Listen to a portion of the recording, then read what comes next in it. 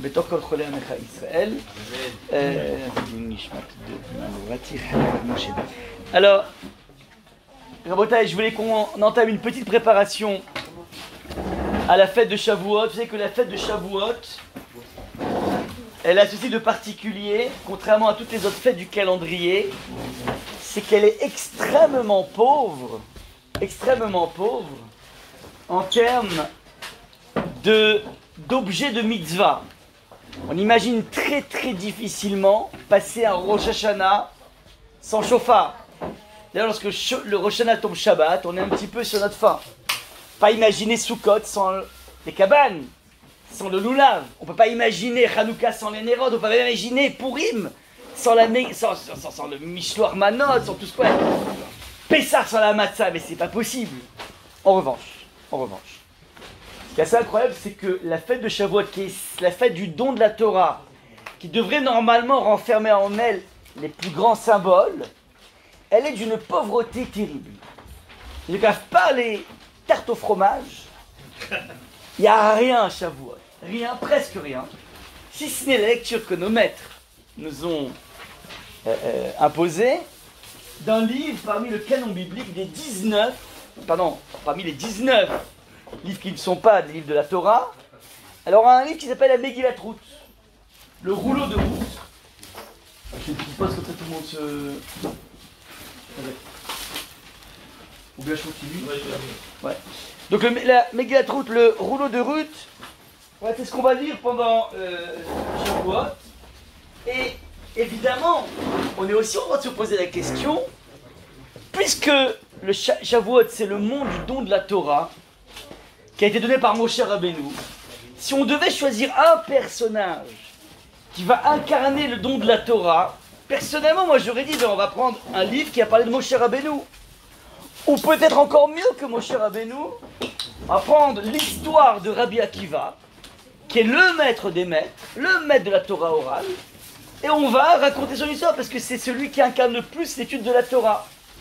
Et voilà que nos maîtres, dans leur puissance de surprise, ont choisi un personnage féminin pour pouvoir incarner le don de la Torah. Et là, celui d'un personnage féminin, c'est pas n'importe quel personnage, un personnage dont les racines posent un terrible problème au niveau marital. Puisque Ruth, comme tout le monde le sait, vient des plaines de Moab, et donc est issue de cette nation dont le texte de la Torah stipule Lo yavo Moab bikal Hashem. Ne viendra pas un Moabite bikal Hashem dans la Keila, dans la communauté juive, ce qui fait qu'en fait un Moabite a le droit de se convertir, mais on ne peut pas l'amener sous une choupa. Donc tu te convertis, mais tu ne pourras pas te marier. Impossible, ouais.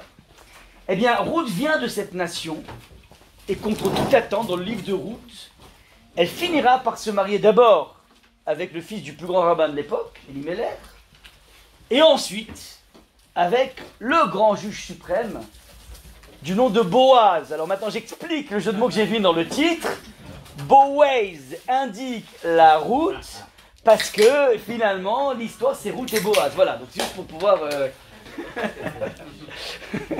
Ok, donc c'est un petit peu ça le point. Alors maintenant regardez, Rabotai. Pourquoi le livre de Ruth, le Midrash Lekartov, Midrash très ancien, explique quelle est la rencontre entre la fête de Shavuot et le livre de Ruth? Quel rapport y a-t-il entre les deux? Alors, le Midrash dit la chose suivante. De la même façon que la Torah est kulo chesed, la Torah est entièrement chesed, entièrement bonté, de la même façon, le livre de Ruth est un livre qui est axé sur le concept du chesed. Alors attention, on fait hyper attention avec ces formules qui sont très réductrices. Le Midrash stipule que finalement, tu prends toutes les 613 mitzvot, toute la Torah, il y a une trame qui vient imbiber toute la Torah, c'est la notion de chesed qu'on va définir. Eh bien, Ruth, finalement, tu regardes l'histoire, une histoire, qui n'a pas l'air, qui a l'air un petit peu ronronnante. Des gens qui quittent un pays, qui vont s'installer ailleurs, et puis ils se marient, puis il y en a un qui meurt, un deuxième qui meurt, puis après ils retournent, indigence. Mais c'est pas il y a une tragédie qui se passe, mais on sent pas quelque chose avec beaucoup d'emphase dans le texte de la Megillah. Donc, il y a des choses qui se passent, et puis, au bout du compte, dans toutes ces histoires-là, tu dois avoir un seul point qui jaillit, qui s'appelle le positionnement d'un individu par rapport au chesed. On va tout de suite voir dans les versets, ok? Maintenant, pour pouvoir bien saisir qu'est-ce qui s'appelle le chesed, alors on va s'appuyer sur le Cher Hayon, le grand aigle, le Rambam Maïmonide, qui nous définit dans le Moreh Nevuchim, le guide des égarés, la nuance fondamentale qui existe entre trois concepts qui ont l'air de se chevaucher. Je m'explique. Il existe dans la vie d'un juif la notion de tzedek, la notion de tzedaka et la notion de chesed. Je traduis. Tzedek, c'est la justice. Tzedaka, c'est l'aumône, une pièce de tzedaka, une caisse de tzedaka. Ouais. Et vous savez, ça s'appelle le chesed, qui s'appelle la bonté. Pourquoi je dis que ça se chevauche? Parce que j'ai l'impression que lorsque je mets une pièce de tzedaka, je fais du chesed. Je suis gentil, je donne à une institution, je donne un truc. Donc pour moi, c'est tzedaka, chesed, ce sont deux synonymes. Eh ben non. Eh ben non. Le Rambam va nous dresser la ligne de démarcation extrêmement claire entre ces trois notions. Regardez comment c'est joli. Tout d'abord le tzedek. Tzedek en hébreu vient du terme tzadik qui veut dire juste. C'est quoi le tzedek? C'est lorsqu'un individu est amené à donner quelque chose qui lui appartient parce qu'on lui impose. Lorsque on est dans la période, vous aurez avec les magiciens fiscalistes réduit au maximum votre assiette fiscale, au bout du compte, il y a un ponctionnement qui sera obligatoire. Tu montes et tu descends, tu ne veux pas y échapper. Pas possible que tu en réchappes, nous sommes les frères qui rappent tout. Et vous, quand même, les Molières du XXe siècle, ouais. Ok, c'est bon ou pas? Petite parenthèse, il n'y a pas que Macron qui s'amuse à rapter tout. Dans les communautés ashkénazes d'Europe centrale, était tout à fait dans les mœurs que les gens, en fonction de leur patrimoine et leur fortune, avaient un impôt pour la communauté. En fonction de tes salaires, en fonction de ton patrimoine. Et celui qui voulait soustraire à ça, ne peut même pas avoir une place à Kippour à la choule, mais surtout, on ne l'enterrait pas dans un cimetière juif. Ouais. Donc ça rigole pas chez les vous. Ouais, pardon. Ah, et ben chacun fait ce qu'il veut. Mais là, c'était imposé. Tzedek. Parce que c'est pas possible qu'Hachem donne des pauvres d'un côté et des riches de l'autre, et qu'il n'y ait pas un passage entre les deux. Donc dans les communautés ashkénazes, ça se passait comme ça. Moi, mon grand-père, Alav Shalom, qui était président de la communauté d'Oujda, donc c'est au Maroc, est arrivé, il a pris la présidence, et il a expliqué en fait que il a vu qu'il y avait une mendicité terrible à Oujda, alors qu'il y avait des gens très très riches. Donc en tant que président, il était en plus député marocain à la Shalom, il s'est renseigné sur la fortune de chacun. Il avait accès à tous les documents. Et en fonction de la fortune, il leur a imposé une taxe. Il était tellement charismatique que personne n'a osé broncher, donc ils ont tous donné en fonction de la fortune.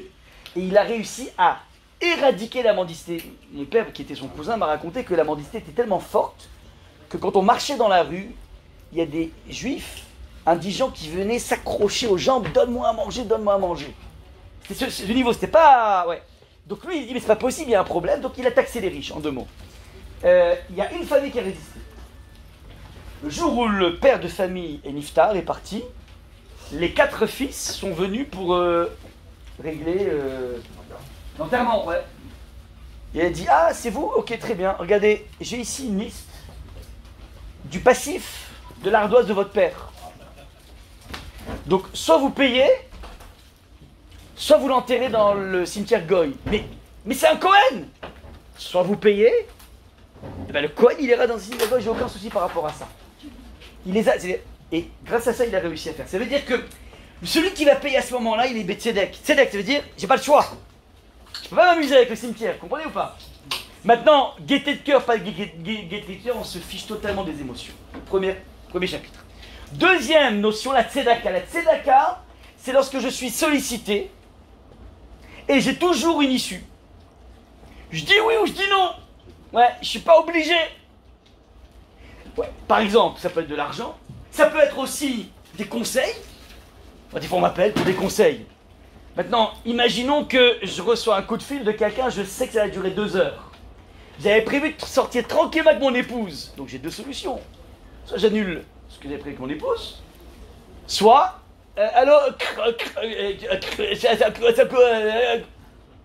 ça coupe, et il dit ciao. C'est ma possibilité, c'est ma liberté, je ne suis pas obligé de donner. J'ai du temps, j'ai des conseils, mais je ne suis pas obligé de donner. Donc je suis dans la... Si je décide de donner, je suis dans la tzedaka, je fais de l'aumône. Ouais.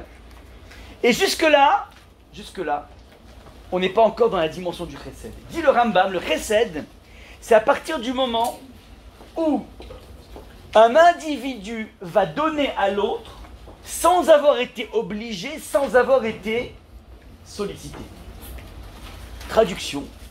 J'apprends que mon ami Max, ce dimanche, va faire son déménagement. Je l'appelle et il ne sait pas que je sais qu'il déménage. Donc c'est spontané. Il ne m'a pas fait un appel de phare. De moi-même, je prends mon téléphone et je lui dis, écoute Max, tu déménages ce dimanche, 2 choses. Premièrement, fais gaffe à tous les objets fragiles. Ne crois pas que les assurances que tu prends chez les déménagements, ils vont te sauver. Pas du tout. Ils peuvent te casser des choses et avant que tu récupères l'argent, c'est dommage. Donc tu sais quoi, moi j'ai un grand espace. Mets de côté tes cartons, je te prête mon espace pour dimanche. Et comme ça, t'es tranquille. Deuxième chose, on a nos enfants dans les mêmes écoles. Donc je te propose de prendre tes enfants Motzei Shabbat. Et je les amènerai directement lundi matin à l'école. Comme ça, tu fais pas un déménagement avec les gosses dans les pattes, c'est insupportable. C'est un bon ami, ça. Alors là, le bonhomme au téléphone, il dit, attends, waouh, c'est dommage que j'ai pas joué à l'euro-million. Ouais, c'est un bon ami, ça. C'est magnifique, c'est splendide, c'est sublime. Maintenant, lorsque la personne a fait ça, personne ne l'a obligé, personne ne l'a sollicité, c'est pas un retour d'ascenseur. Et mieux que ça, le Rambam explique en fin de compte que agir de la sorte, pourquoi c'est sublime? Parce que c'est agir à rebours de l'instinct de survie. L'instinct de survie dans la vie, il dit une chose, c'est que si j'ai un dimanche ensoleillé comme maintenant, non, vraiment ensoleillé, ouais, avec ma femme et mes enfants, eh ben c'est un dimanche où je dois me la kiffer et je dois les faire kiffer. Qu'est-ce que je vais me prendre la tête depuis Motzei Shabbat à me prendre en charge des enfants qui ne sont pas les miens, à les gérer, à les animer. Attends, on travaille suffisamment dur dans la semaine pour ne pas avoir un moment de répit le dimanche. Donc la logique devrait m'amener à j'ai des ressources, j'en profite. Et là d'un coup, le chesed te dit, tu sais quoi? Va à rebours. Va à rebours de ce qui est normal. Et va tendre la main à l'autre, sachant que ni t'as demandé, ni t'es obligé de le faire. Eh bien c'est ce moment-là où on atteint ce qu'on appelle le chesed. Celui qui fait ça, vous pouvez imaginer à quel point il a des raisons de se sentir grand, héroïque, parce que rares sont les personnes qui font ça. On va le démontrer. Mais c'est très rare ce type d'attitude. Comme tu l'as dit, Michael, il dit waouh, il y a un sacré copain quoi. Hein, on n'en a pas beaucoup des copains comme ça en général, ouais. Alors maintenant, c'est important de savoir ce qui se passe au niveau psychique de l'individu qui fait ça. Il sent au fond de lui une responsabilité certes, mais il sent un héroïsme à l'intérieur de lui. Il a une jouissance de sentir qu'il est grand. Cette jouissance en question, c'est la perception que sa neshama est en train de vibrer. Pourquoi je dis de neshama? Parce que c'est exactement ça le chesed.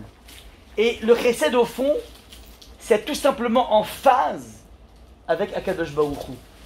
Parce que les kabbalistes expliquent que lorsque Akadosh Baruch Hu a créé le monde, puisque Hachem emplit tout, il remplit tout, comment c'était qu'on existe alors qu'on n'est pas Hachem?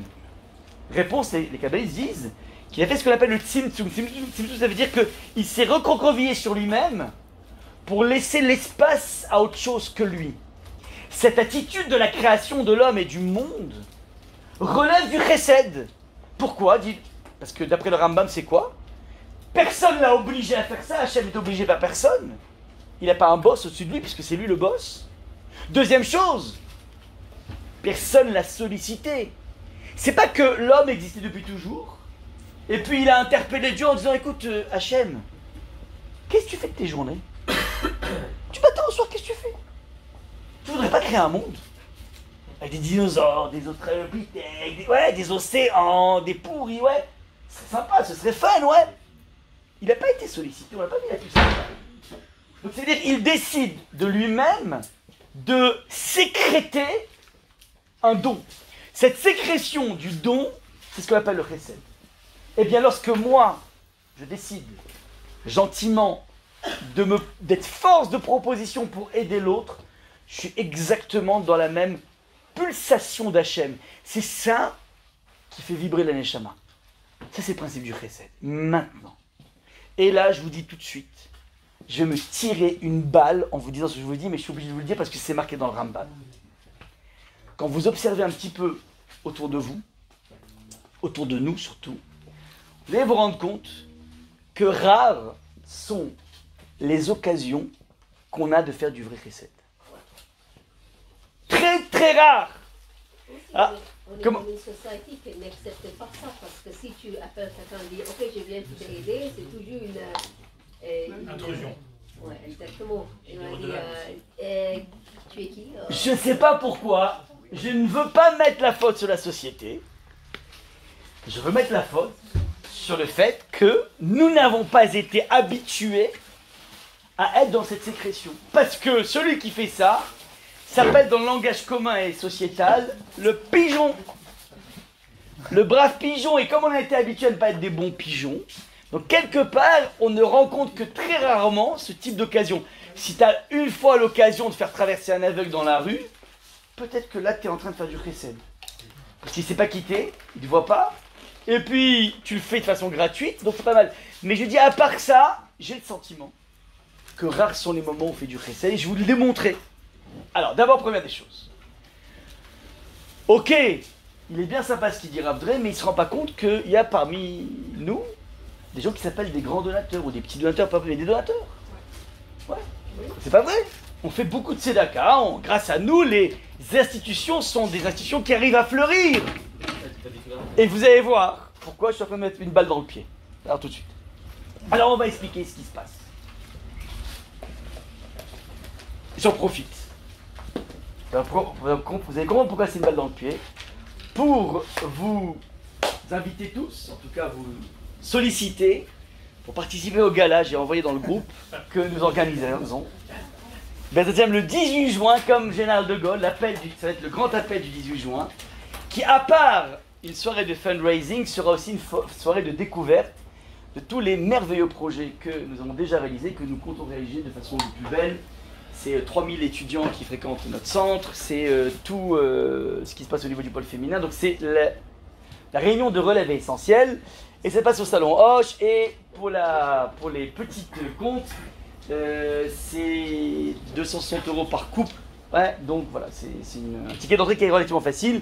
C'est important pour nous de sentir votre soutien. Maintenant, pourquoi je me tire une balle dans le pied? Parce que, comme je vous l'ai présenté à l'instant, une des façons d'attirer les donateurs, c'est tout simplement de leur expliquer que le don qu'ils font n'est pas un don.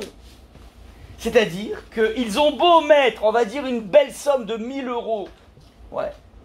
Grâce d'abord à Rabbi Serfa, 1000 € deviennent de façon magique que 333 €. C'est extraordinaire. Parce que de toutes les façons, les 600, je sais pas combien, 33 € autres, tu les aurais filés à Macron. Donc entre Macron et Essentiel, il n'y a pas photo. On est d'accord? Bon, je vais dire, mais ok, c'est bien sympa. Mais je vais quand même mettre de ma poche 333 €. Excuse-moi 2 secondes.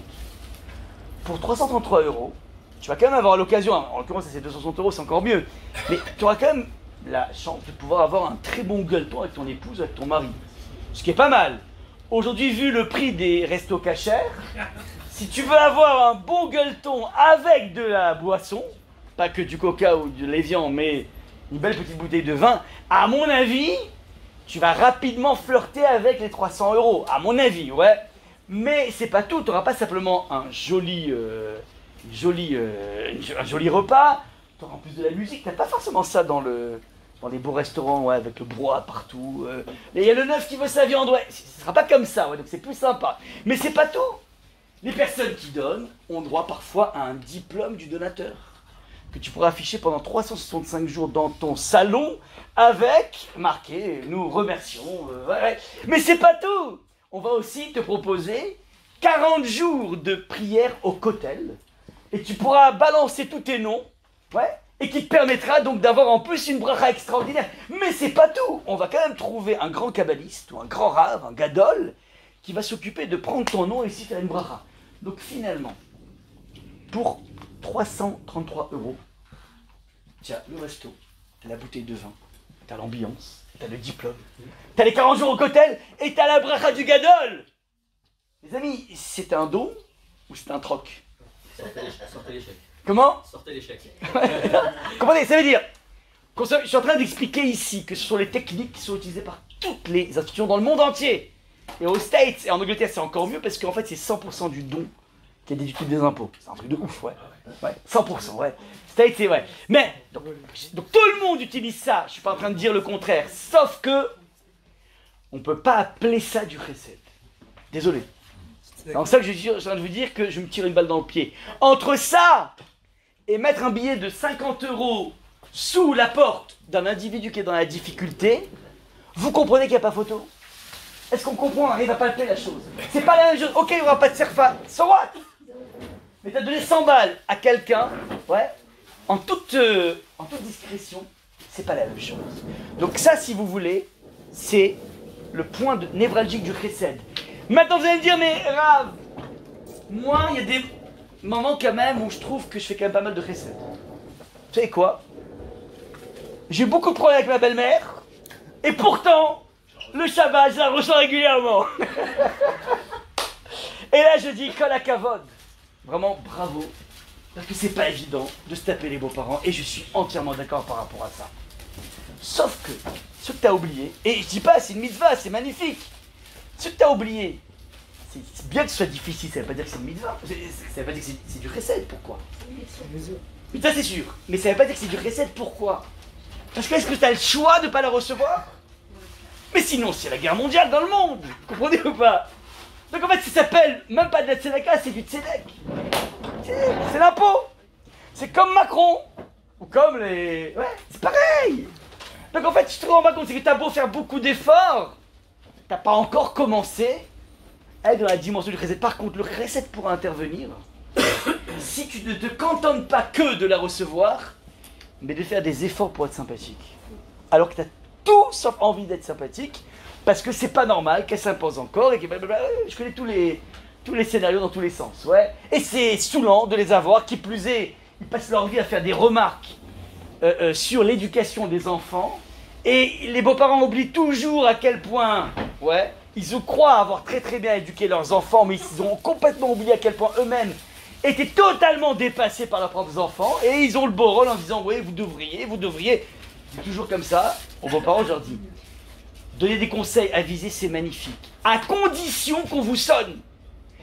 Si on t'a pas sonné, t'as rien à dire. T'arrives, tu donnes des bambas, des chocolats, des bisous aux enfants, t'as rien à dire parce que t'as beau être hyper bien attentionné, comme tous les beaux-parents du monde, tu te rends pas compte l'impact que ça a par rapport au conjoint, à la pièce rapportée. Parce que ça veut dire, quelque part, c'est une critique déguisée du fait qu'il ou elle ne sait pas bien éduquer les enfants. Donc en fait, ça sera toujours mal pris. Donc, encore une fois, c'est extrêmement subtil, enfin, important à entendre.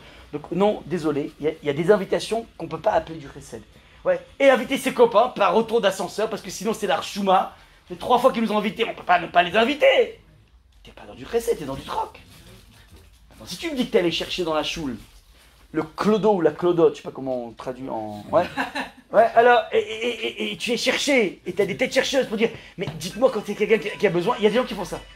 Des gens qui font ça, qui sont à la recherche. Là, je dis bravo. Là, ça s'appelle du chesed. Ouais. Donc désolé, hein, c'est un peu dépitant, mais le chesed, on le rencontre que rarement. Et l'enjeu essentiel de toute la Torah, c'est éduquer les individus à créer ce chesed. Une fois qu'on a vu ça, je voudrais qu'on déroule un petit peu les versets qui sont marqués ici. On fasse une analyse de texte extrêmement importante. Ouais.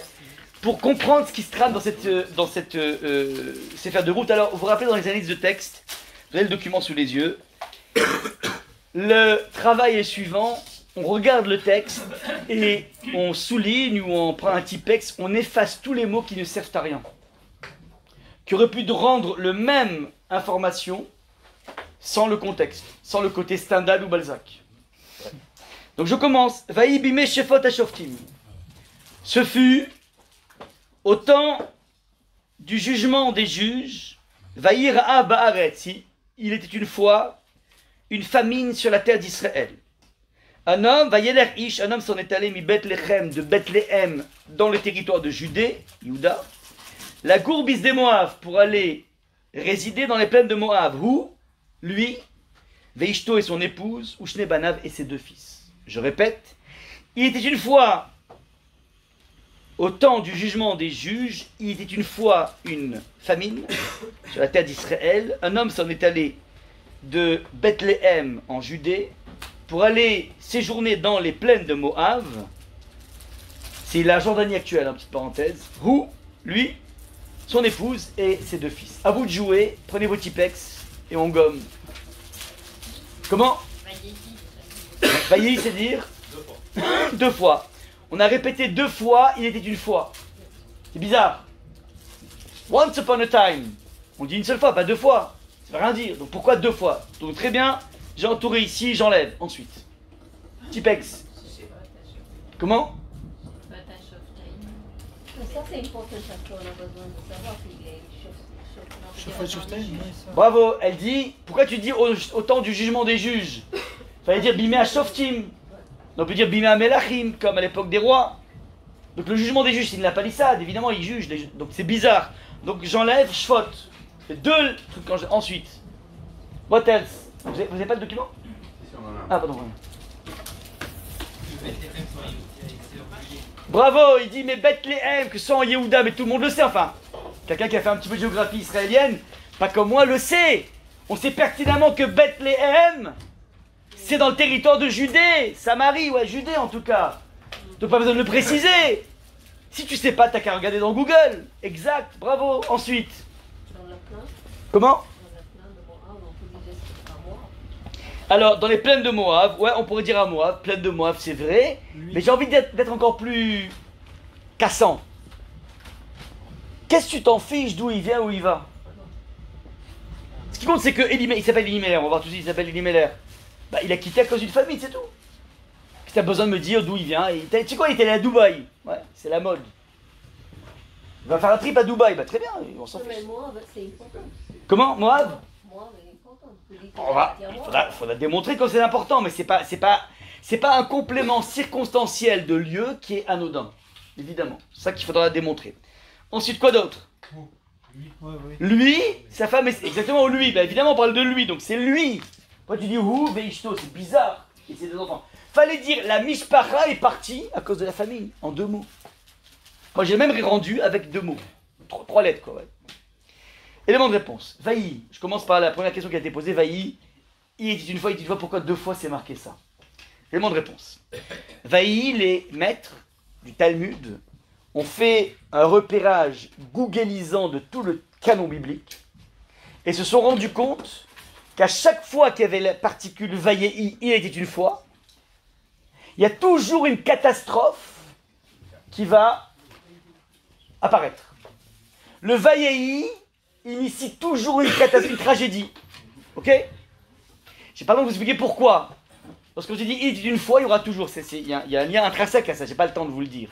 Mais en tout cas, c'est un repérage. Vaïi implique une tragédie. Donc, s'il y a 2 fois Vaïi, c'est qu'on a besoin de te dire qu'il y a 2 tragédies qui sont en train de se passer. Première des choses. Maintenant, quelle est la première tragédie? J'aurais pu dire quelle est la tragédie qui est marquée dans le texte. C'est quoi la tragédie? Les juges. Comment? Enfin, la famine. C'est une tragédie, la famine. Ouais. Maintenant, si je vois qu'il y a 2 Vaïi et que le Vaïi de la famine a été marqué, donc ça veut dire que le texte veut te dire qu'il y a une autre tragédie avant la famine. C'est la tragédie de quoi? Shefot HaShoftim. Tu m'aurais dit une tragédie que les Béné Israël, très souvent c'est comme ça, les Béné Israël s'adonnent, sont adonnés à la Vodazara.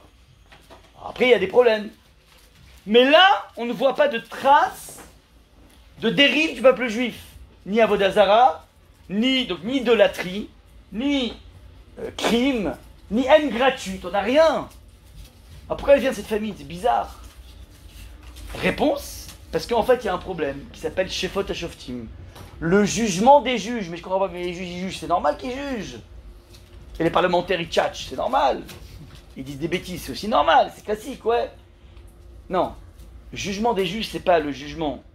Le sujet n'est pas le juge, mais le juge est le complément d'objet direct.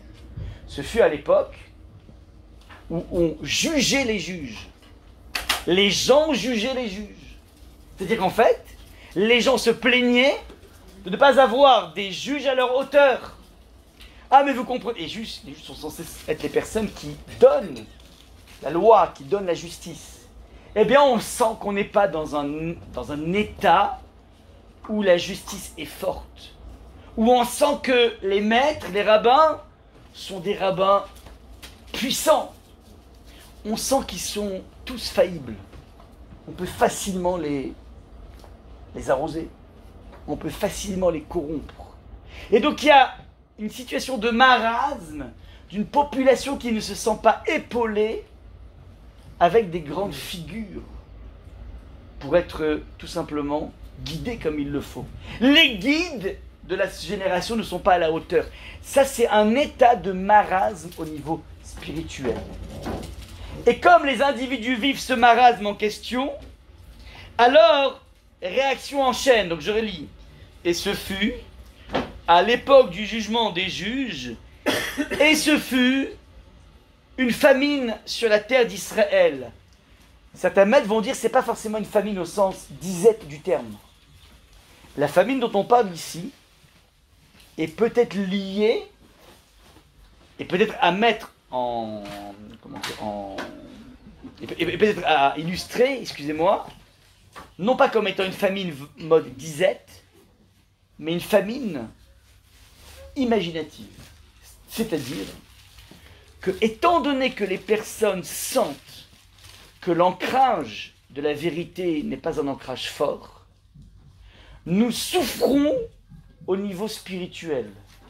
Nous ne nous sentons pas en satiété spirituelle. Si tu sens que tu n'es pas mené par un guide qui en vaut la peine, quelque part tu sens que tu es frêle. Mais c'est une fragilité spirituelle. Et cette fragilité spirituelle génère chez moi une situation de frustration.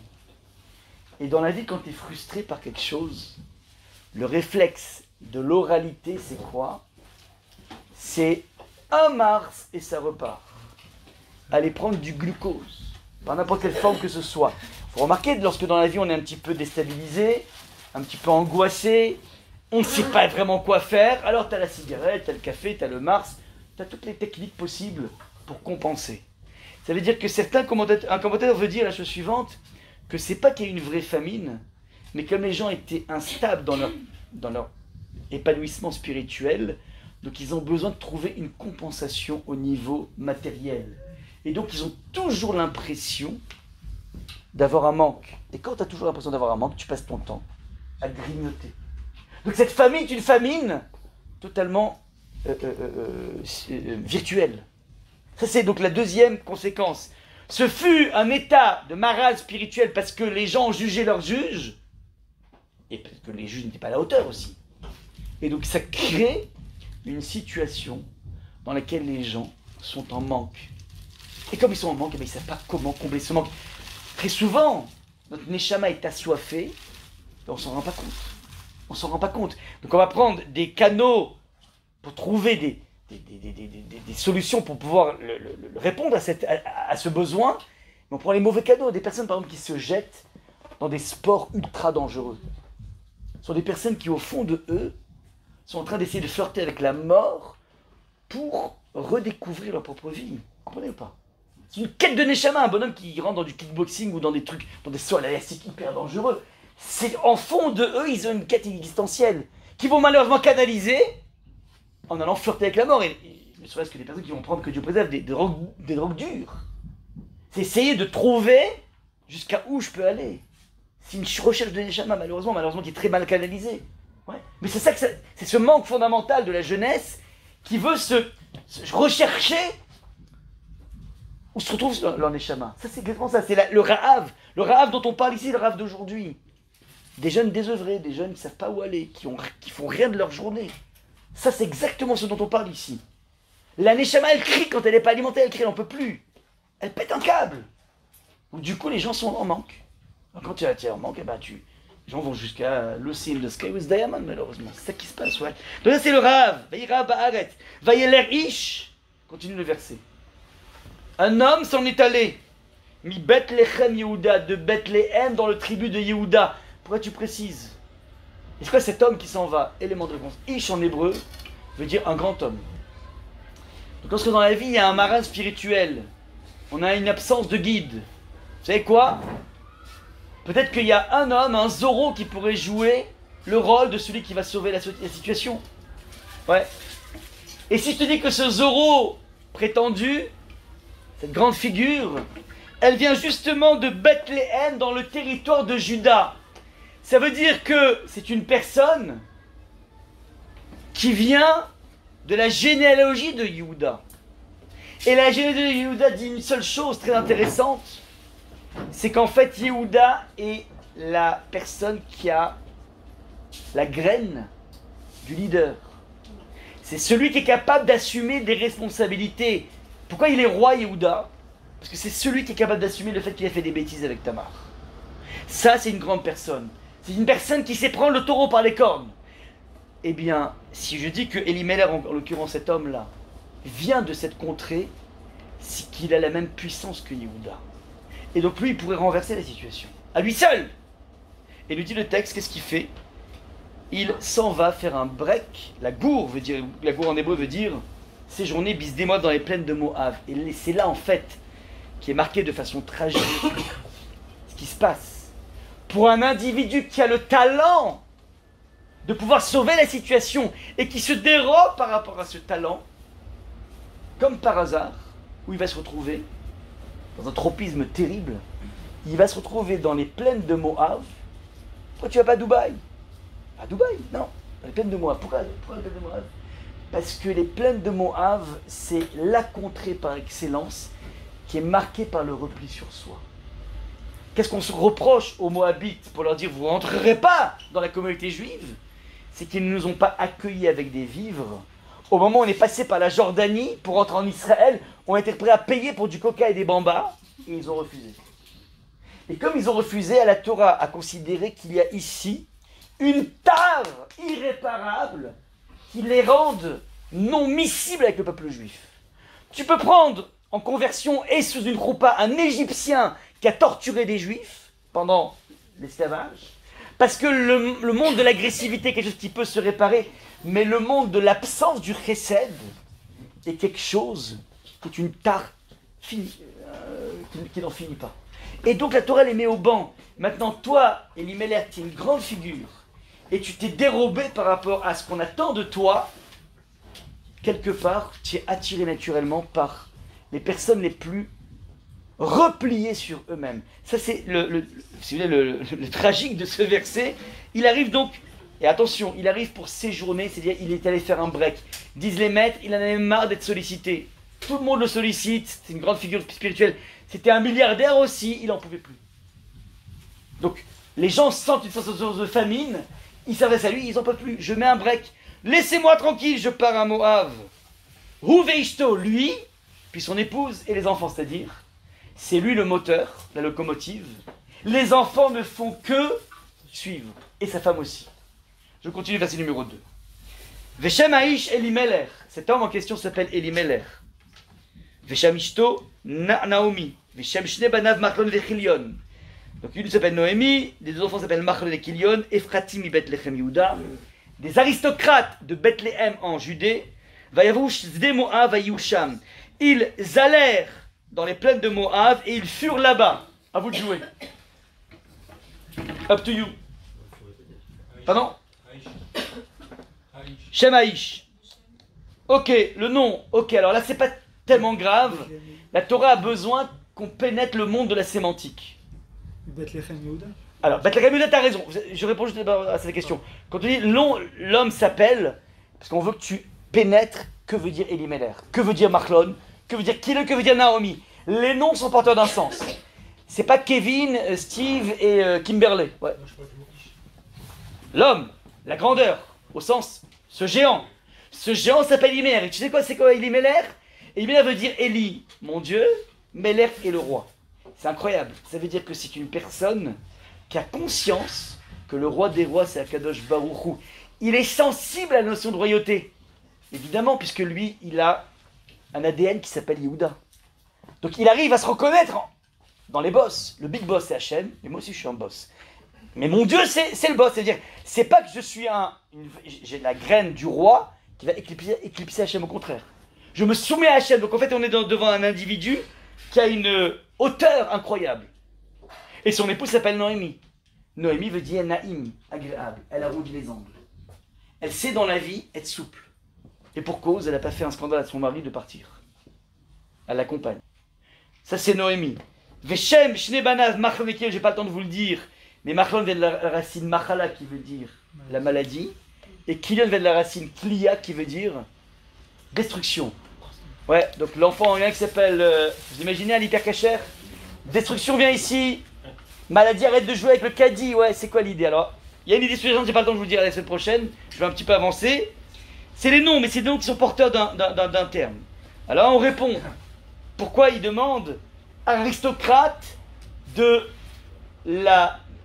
Bethléem en Judée? Pourquoi on précise ça?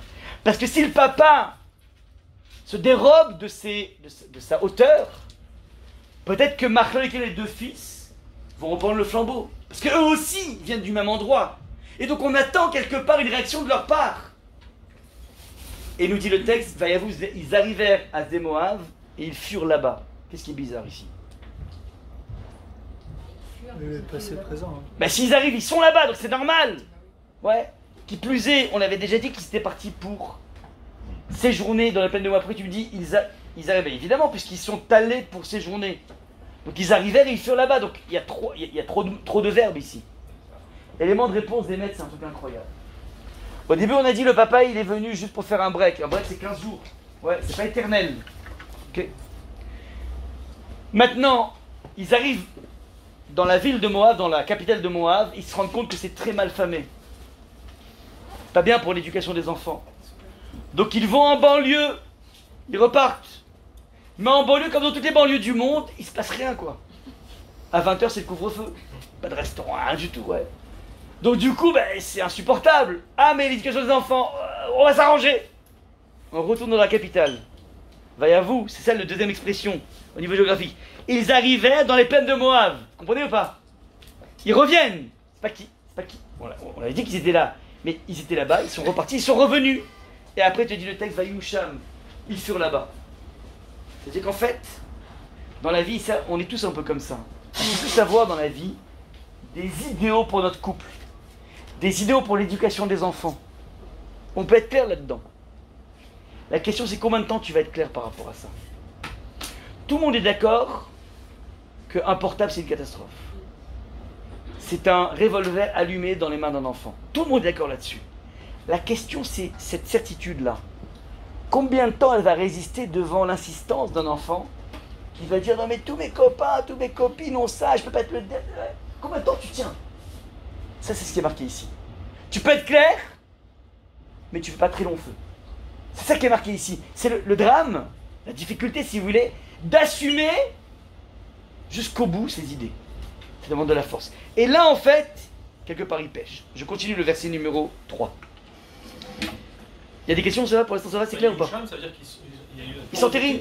une porosité avec l'environnement. Ah voilà, tant pis. C'est comme ça. C'est comme ça. Ouais. Tous les gens, tous les juifs du Maghreb, qui étaient des gens religieux, qui ont débarqué en France. Shabbat, pas Shabbat. On est clair. Après, tu comprends l'université, le truc. Et les gens qui craquent sur le mariage mixte, par exemple, c'est pareil. Shalom. Bon, mais tu comprends, ils s'aiment. Bah oui, ils s'aiment, ouais. Tout est comme ça. On peut être clair, encore une fois. On trace dans cette Megillah tous les portraits des problématiques existentielles de tous les individus. On n'est pas dans une... C'est pas Rudyard Kipling qui a écrit la Megillah, ouais. C'est pas le livre de la jungle. On est en train d'essayer de comprendre comment fonctionne l'être humain. C'est ça l'enjeu de l'étude de la Torah. Ici, donc, le Vaïchi, c'est encore une tragédie. Eh ben oui, Vaïou, c'est pire. C'est une tragédie de tous, ouais. Regardez comment c'est extraordinaire. Je continue. Verset numéro 3. Vayamot Elimelech. Il est mort Elimelech Ish Noémie, le mari de Noémie. Batishaeri ou Shnevanea. Il ne reste plus que elle et ses deux enfants. Ses deux fils. Vas-y, pose des questions, Raphaël, vas-y. On est au courant que c'est l'épouse de Noémie. Il demande une question très juste. Elimelech, il est mort, le mari de Noémie. Ah bah tiens, c'est intéressant parce qu'en fait, j'avais complètement oublié entre le verset numéro 2 et le verset numéro 3. Ouais, après il y a Rav Drey qui a fait un cours de 6 heures entre les deux. Ouais, c'est peut-être pour ça que j'ai oublié, mais on n'est pas des amnésiques. Ouais, c'est bizarre, on le sait, c'est de la palissade, donc tu le barres, il faut le barrer, il faut le virer, ouais. Deuxième chose, qu'est-ce qui est bizarre aussi? C'est deux fils, on sait aussi. Bah on le sait, c'est-à-dire qu'évidemment, pince-mi et pince-moi sont sur un bateau, pince-mi tombe à l'eau. Il reste plus que pince-moi, on est d'accord? Donc s'il y avait 4 personnes dans cette famille, le papa, la maman, 2 fils. Et le papa, il est mort. Vous savez quoi, le scoop, qui n'est calculable que par des polytechniciens, il reste plus que 3 personnes. De fou. Magnifique, c'est marqué dans le texte, ouais. Comprenez ou pas le problème? Réponse. Réponse. Il est mort, Elimelech. Ish Noémie, le mari de Noémie. Deux degrés d'explication. Première des choses, il est mort, étant donné qu'il s'est dérobé à sa hauteur, il finit sa vie comme étant non plus Elimelech, mais simplement le mari d'eux. Il n'est plus que le mari de Noémie. Il n'est plus Elimelech. Il n'est pas toute sa superbe. Ouais. Les épouses n'aiment pas dans la vie, l'épouse de quelqu'un de célèbre, n'aiment pas être vue comme étant la femme d'eux. Je suis quelqu'un, quoi. Brigitte Macron, par exemple, elle a besoin de faire plein de choses pour ne pas qu'elle soit que la femme du président. Vous comprenez ou pas? Ils ont quand même répété Elimelech. Comment? Ils auraient pu dire l'époux de Noémie mourut. Non, c'est la chute. Vayamot Elimelech, qui n'est plus que Ish Noémie. Le Elimelech est devenu Ish Noémie. Vous comprenez ou pas? Comment on aurait pu le formuler différemment? Non, Vayamot Elimelech. C'est tout, depuis le début, il faut gommer Ish Noémie. Pourquoi j'en ai besoin, hein? Pour te montrer qu'en fait, le bonhomme qui se dérobe, il n'est plus rien. Okay.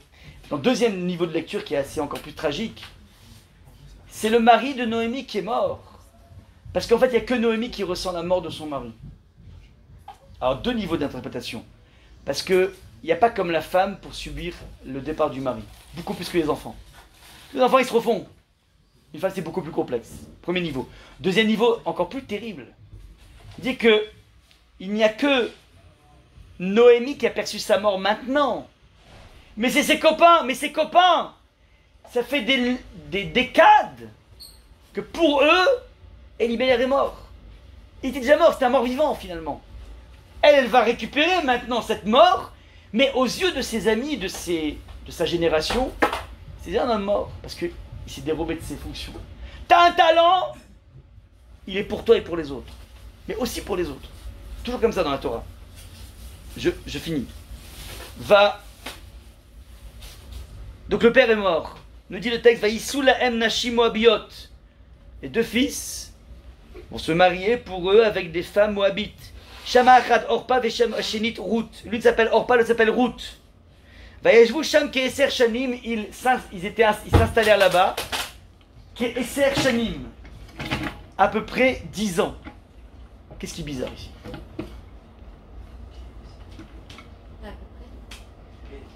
À peu près, déjà c'est bizarre. Dis-moi 10 ans. C'est à peu près 10 ans. Ouais. Autre question. Investissez bien ce qui est marqué. Ils se marièrent pour eux avec des femmes moabites. Qu'est-ce qui est bizarre? Comment? Pour eux c'est bizarre. Ouais, c'est bizarre pour eux. Ça veut rien dire. Vaïssou, on aurait dû dire Vaïssou, Nashim, ils se sont mariés avec des femmes moabites. Qu'est-ce qui est bizarre encore? Nashim, ça veut dire, ouais, bravo. Ça sert à rien, il a dit raison. Ça sert à rien de dire il s'est marié avec une femme moabite. Ça veut dire il s'est marié avec une moabite. Parce qu'on se marie toujours avec une femme, un homme, évidemment. On n'est pas dans ce monde complètement débridé, ouais. Donc c'est de la palissade de se marier avec une femme pour un homme. Ouais, on ne dit pas il s'est marié avec une femme suédoise. On dit il a pris une suédoise. Oui ou pas? Ça veut rien dire une femme suédoise, évidemment. Suédoise, c'est... Ouais. Donc, le Nashim, on aurait dû l'effacer, évidemment. Bravo. Réponse, Rabotaï, c'est extraordinaire. Regardez. Il y a quelque chose qui peut rédimer un individu lorsqu'il a un problème d'égoïsme. Ouais. Typiquement, le masculin a beaucoup de soucis avec l'égoïsme, avec l'égocentrisme. Typiquement, ouais. Maintenant, il y a un truc qui s'appelle un stage, genre stage Nick Bollettieri. Hein, pour le tennis, ouais. À l'époque, tous les grands sont formés là-bas. Donc, si tu veux vraiment rédimer ton problème d'égocentrisme, il y a un truc qui est une solution miracle, qui date de la nuit des temps. Tu sais c'est quoi? Le mariage. Ah oui, le mariage, parce que tu vas rencontrer le masculin en face du féminin, tellement de différences, et tu vas apprendre à construire avec toutes ces différences. Et tu vas donc être obligé de t'ouvrir, surtout être capable de donner de façon gratuite. C'est la base essentielle de tout mariage. La faculté de rencontrer le don gratuit, pas le don intéressé, mais le don gratuit. Ça, c'est l'institution du mariage depuis toute la nuit des temps. Mais ça, c'est valable que si tu respectes les lois, les règles du jeu. Et les règles du jeu, c'est être capable de donner de façon gratuite. Mais si tu commences ton mariage, comme énormément de célibataires que je rencontre, qui ont une seule question dans leur tête, moi, je suis, on va dire, pas parfait, mais presque parfait, ouais. Quel va être le garçon ou la fille qui pourra arriver, qui pourra avoir le mérite de me rencontrer? Et cette personne, ouais, ben, on va voir, je lui concéderai un petit espace dans ma vie tellement bien organisé, avec mon studio, ma mini décapotable, mes stock exchange. Mais quelle est la personne qui pourra peut-être s'immiscer, qui aura le srout, le mérite de s'immiscer dans mon monde à moi? Ouais. Eh bien ça, c'est ce qu'on appelle Vaïsou Lahem Nashim. Ils se marient pour eux. Pas pour l'autre, mais pour eux. Ouais. Qu'est-ce que il ou elle va m'apporter? Et ça, si tu commences comme ça à regarder la conséquence, et on finira sur ce point, la conséquence est la suivante. Ouais. C'est que ils se marièrent donc avec des femmes moabites. Disent les maîtres, je vois qu'il se marie, c'est une femme. Et puis une jeune fille, c'est une femme. Mais cette femme, elle est femme moabite parce que, en tant que femme mariée, malgré sa conversion, elle va rester dans sa moabite attitude. Et donc là, tout de suite, les gens pensent dans ce chazal que ça veut dire, ah ouais, c'est ce qu'on appelle les convertis qui sont mariés pour du fric, pour des millions de raisons, ouais. Et donc en fait, au bout du compte, tu grattes un petit peu, tu te rends compte que c'était intéressé, c'est des pseudo-convertis. Non, pas du tout. Elles vont montrer à quel point elles sont sincères, ces filles. Mais comme elles sont mariées avec des personnes qui tirent la couverture de leur côté, donc la personne a un problème avec le chesed. Donc il n'est pas une référence, une source d'inspiration au niveau thoraïque. Et comme ils ne jouent pas le rôle d'inspirer leur épouse au niveau thoraïque, donc elles restent à leur niveau de moabite converti, certes, mais elles ont besoin d'avancer, d'avoir un modèle pour pouvoir grandir. Mais comme leur mari c'est des tocards, donc elles restent dans leur moabite attitude, non pas par manque de sincérité, mais parce qu'en fait, les maris passent à côté. Ça, c'est ce qui s'est passé. J'ai oublié de vous dire, et je finis vraiment sur ce point-là, quand on a dit qu'il est mort Elimelech, le mari de Noémie, on expliquait, pourquoi on a besoin de te dire, il ne reste plus que Noémie, on sait. Non, Vatishaer, c'est un vocable de Shiraïm qui veut dire des résidus. À partir du moment où il meurt, malgré le fait qu'il ait perdu, il a raté son histoire quelque part, sa fin d'histoire, quelque part ça fait un tel traumatisme auprès de Noémie et des enfants qu'ils ne sont plus que des fragments de eux-mêmes. Shiraïm sont des résidus. Donc en fait c'est une famille qui devient résiduelle. C'est ce qui se passe. Ils se lancent dans le mariage mais pas comme il faut. Et donc du coup, très rapidement ils vont mourir, on verra ça sur le prochain Bezat Hashem. Je vous souhaite, une très bonne semaine, un très bon Shabbat. Donc on fera la deuxième partie la semaine prochaine. Ah, merci beaucoup. Chazak. Merci.